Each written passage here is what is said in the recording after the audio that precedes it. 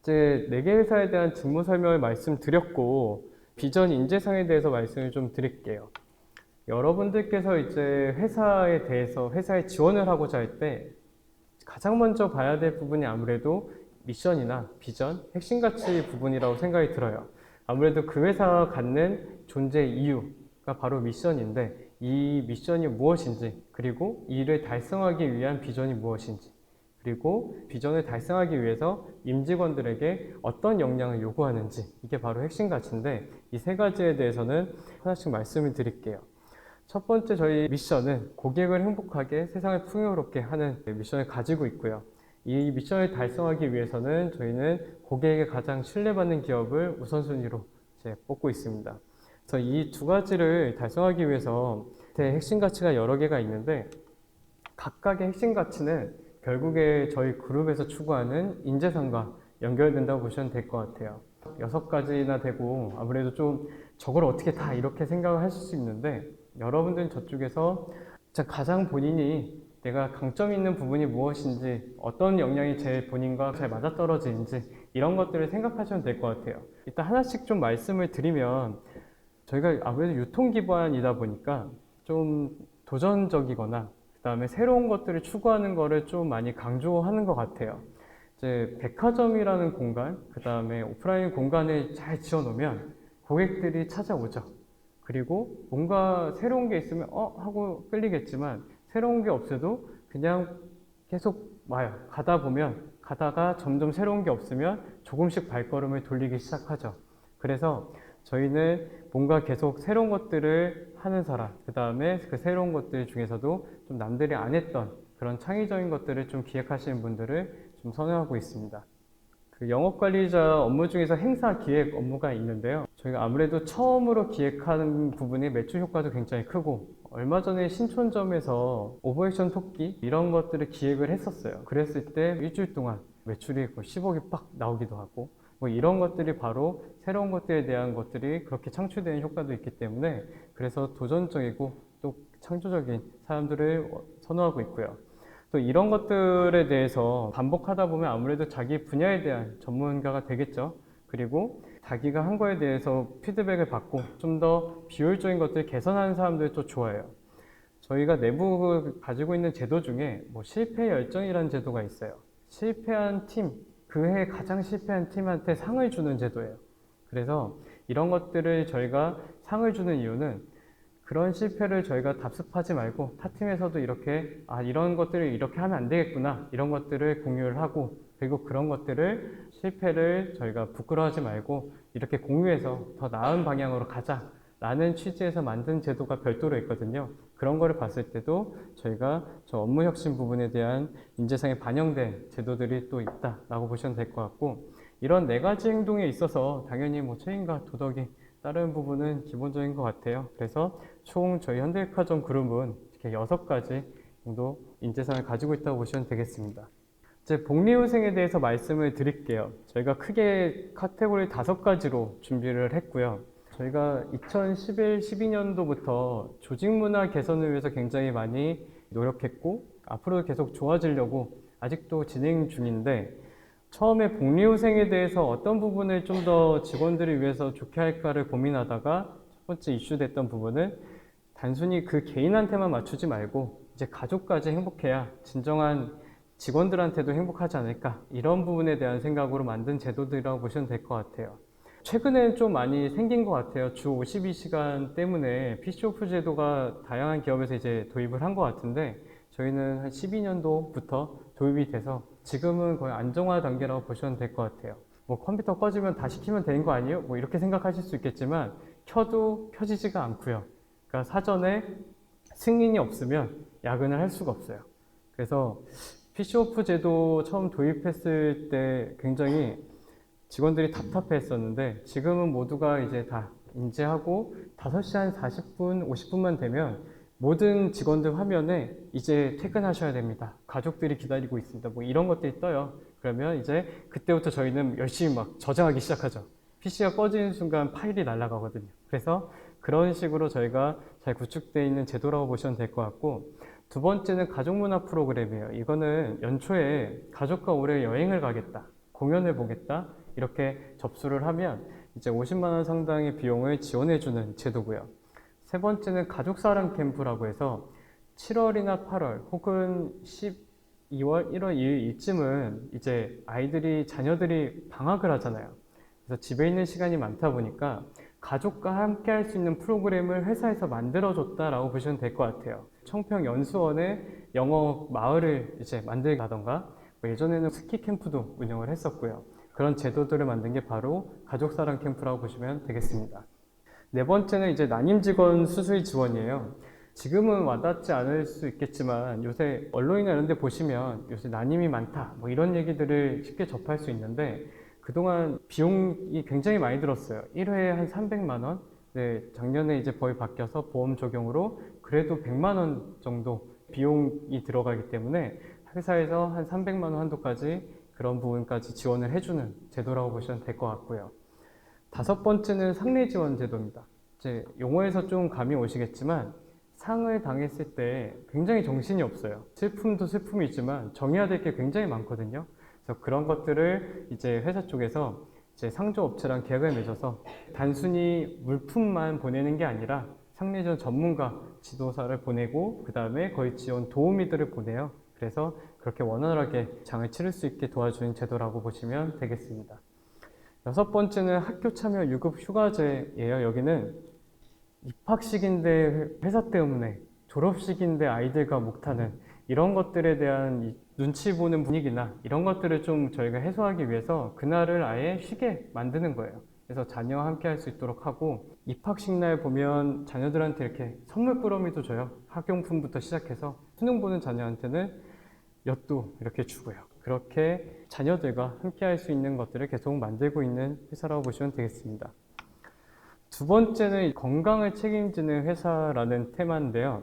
용어가 좀 생소하실 것 같아요. EAP 프로그램이라고 해서 그러니까 한마디로 상담 창구를 운영을 한다라고 보시면 될 것 같아요. 회사에서 자기가 겪는 고충이나 힘듦 혹은 재정적인 어려움 아니면 법적 상담을 좀 필요로 할 때가 있을 텐데 이런 것들을 회사 내부 직원이나 어디 얘기했다가 소문이 나거나 본인한테 피해가 되거나 걱정이 되잖아요. 그래서 이거를 상담할 수 있게 창구를 저희가 외부 기관에 위탁해서 창구를 마련해 놓은 제도라고 보시면 될 것 같고요. 이쪽 업체에서도 저희한테 누가 상담했는지 어떤 내용을 했는지 결과가 안 나와요. 그냥 몇 회 했다 정도.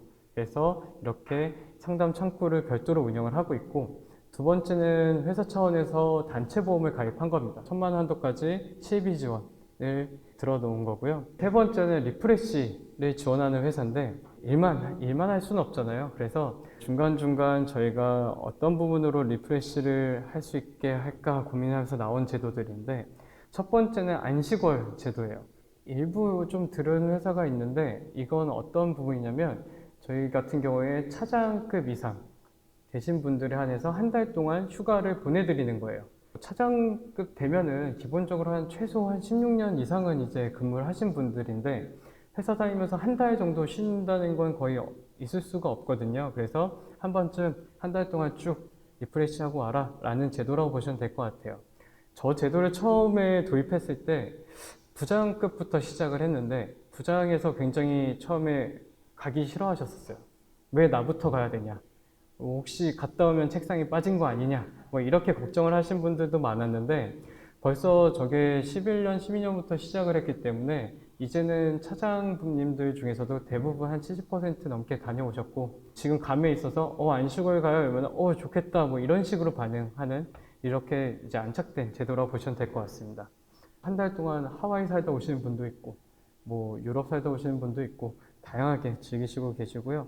두 번째는 해외 국내 휴양소를 운영을 해요. 직접 운영하는 게 아니라 성수기 때 굉장히 비싸잖아요. 그래서 저희가 국내 유명한 이런 리조트나 호텔과 제휴를 맺어서 2박 3일에 직원들한테는 한 10몇만 원에서 20만 원 초반 정도만 내면 2박 3일을 즐길 수 있게 비용을 저희가 부담을 해주는 제도고요. 해외에도 뭐 세부나 사이판이나 이제 동남아시아에 다양하게 제휴를 맺어놨어요. 그래서 이거는 모든 사람한테 다 되는 부분은 아니고 휴양소 신청 기간에 당첨이 되시는 분에 한해서 운영을 하는 제도라고 보시면 될 것 같아요.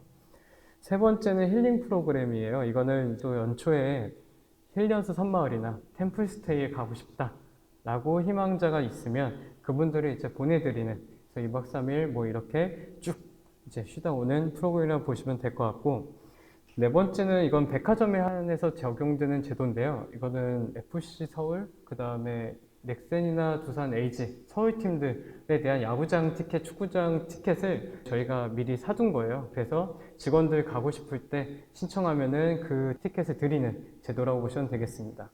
그래서 저도 이걸로 이제 문화회식을 많이 이용하기도 하고 그렇게 많이 갔죠. 동호회는 뭐 각종 동호회 지원하는 제도라고 보시면 되겠습니다. 이제 네 번째, 능력을 키워주는 회사예요. 여러분들의 뭐 선배나 취업한 동기들 얘기 들어보면 일하다 보니까 뭐 바보가 된 것 같다, 자기 개발 시간이 없어, 뭐 이렇게 고민하시는 거나 뭐 이렇게 말하시는 걸 들어본 적이 한 번쯤 있을 것 같은데, 그런 부분에 대해서 이제 회사 쪽에서 개인 능력을 키워줄 수 있는 부분이 무엇인지 고민해서 만든 제도라고 보시면 되겠습니다. 첫 번째는 이제 글로벌 리테일 연수예요.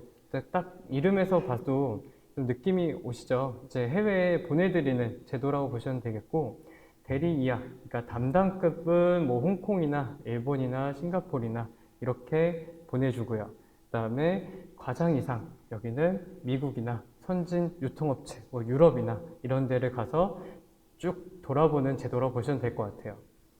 개인적으로 이 제도의 장점 중에 크게 두 가지인데, 첫 번째는 가서 뭘 해도 상관이 없어요. 그냥 혼자 개인 일정을 즐겨도 되고, 뭐 결과 보거나 뭐 이런 것도 있는 게 아니고 그냥 본인이 보고 싶은 거를 보고 오는 그런 제도이기 때문에 굉장히 자율성이 높다는 점이 장점인 것 같고, 두 번째는 저희가 이 제도를 처음에 기획을 했을 때 이제 오너께서 얘기하신 것 중에 하나가, 간 김에 갔을 때 그 해당 지역의 랜드마크 호텔에서 1박을 했으면 좋겠다.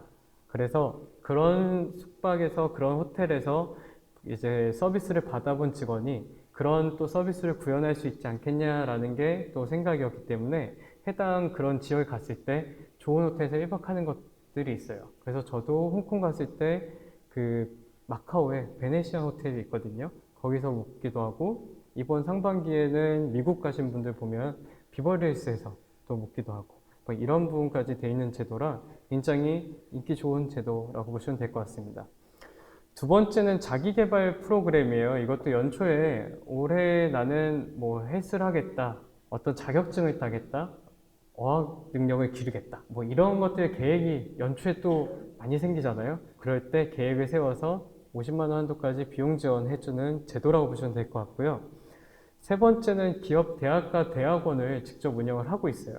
물론 사회에서 검증되거나 쓸 수 있는 그런 학위는 아니지만 인원들, 대학원생과 대학생들을 저희가 직원들 중에 모집을 해서 매주 이제 대학교에서 있는 교수님들 초빙을 해요. 그래서 마케팅이나 경영관리 쪽이나 이런 부분에, 아니면 요새 트렌드나 이런 교육들을 계속 수강할 수 있게 회사 차원에서 만든 학교라고 보시면 되겠습니다. 네 번째는 뭐 10년, 15년, 20년 때마다 포상과 그 다음에 포상 비용과 휴가를 드리는 제도고, 다섯 번째는 이제 여성이 근무하기 좋은 회사라는 테마예요. 개인적으로 복리후생이 잘 된 회사들을 이제 뽑을 때 보면 여성들에게 좀 많이 복리후생이 잘 된 회사들이 개인적으로 좀 더 많이 근무하기 좋은 회사다라고 생각이 좀 드는데, 왜냐하면 거기까지 배려를 할 수 있고 거기까지 더 세분화해서 생각을 할 수 있다는 건 기존의 제도들이 좀 많이 잘 돼 있다는 부분이거든요. 그래서 저희도 여성 비율이 굉장히 많고 뽑을 때 보면 5대5 거의 이렇게 뽑히고 있는 상황에서 그분들에게 어떻게 하면 더 근무 만족도를 높일 수 있을까 해서 나온 제도들인데, 첫 번째는 좀 독특한 것 같아요. 좀 이런 제도는 타 기업에서 잘 못 본 것 같은데, 여직원 홈 안심 서비스예요. 이거는 여기서도 이제 자취하시는 분들이 있고 기숙사 사시는 분들이 있겠지만, 저희도 점포가 다양하다 보니까 또 이제 혼자 사시는 분들이 있어요. 그런 분들을 위해서 집에 캡스나 이런 방범 업체를 저희가 계약을 맺어서 그런 것을 달아주는 거예요. 그래서 그런 문제 있거나 이런 것들을 사전에 이제 차단할 수 있도록 회사 차원에서 보안에 신경 쓰는 부분이다 라고 보시면 될 것 같고, 두 번째는 육아휴직 연계 프로그램입니다.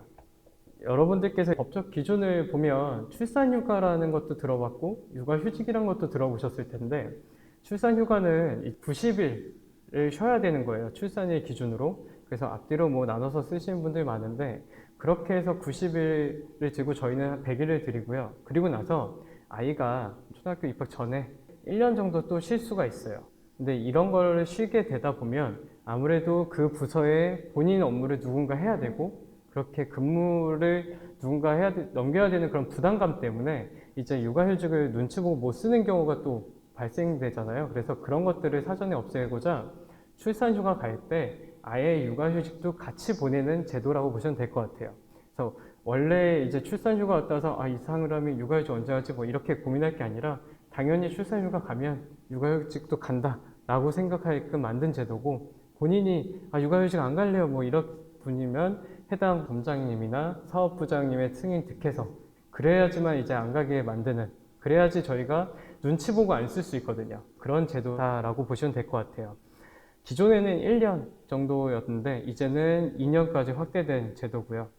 네 번째는 임산부들에게 엽산이나 문화센터 강좌나 이런 것들을 이제 제공하거나 수강할 수 있게끔 해주는 프로그램도 있습니다.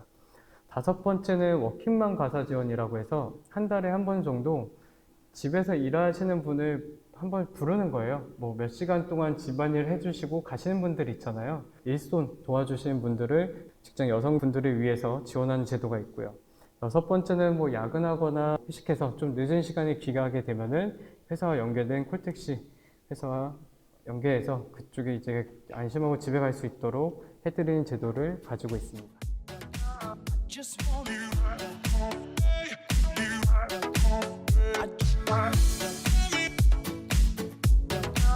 Just want you.